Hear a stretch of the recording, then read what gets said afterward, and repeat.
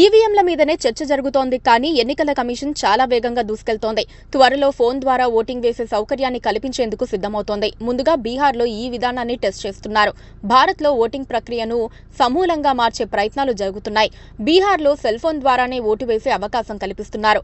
భారతదేశంలో మొట్టమొదటిసారిగా బీహార్లో మున్సిపల్ ఉప ఎన్నికల కోసం వినూత్న ఓటింగ్ విధానాన్ని ప్రవేశపెట్టారు. ఓటర్లు తమ స్మార్ట్ ఫోన్ల ద్వారా ఇంటి నుండే ఓటు వేయడానికి ఈ ఓటింగ్ అనుమతిస్తుంది. ముఖ్యంగా ఓటింగ్ బూత్లకు చేరుకోలేని వారికి ఈ సౌకర్యం ఉపయోగపడుతుంది. ఈ విధానం బీహార్ రాష్ట్ర ఎన్నికల కమిషన్ ఆధ్వర్యంలో అమలు చేస్తున్నారు. పట్నా, రోహ్తాస్, తూర్పు చంపారణ్ జిల్లాలలోని 6 నగరపాలక సంస్థల ఎన్నికలలో పైలట్ ప్రాజెక్టుగా ప్రారంభించారు.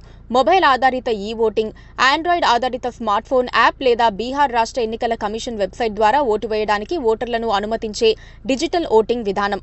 ఈ విధానం వల్ల సీనియర్ సిటిజన్లు, దివ్యాంగులు, గర్భిణీ స్త్రీలు, వలస కార్మికులు, తీవ్ర అనారోగ్యంతో బాధపడుతున్న వారు పోలింగ్ బూత్లకు చేరుకోలేని వారి కోసం రూపొందించారు.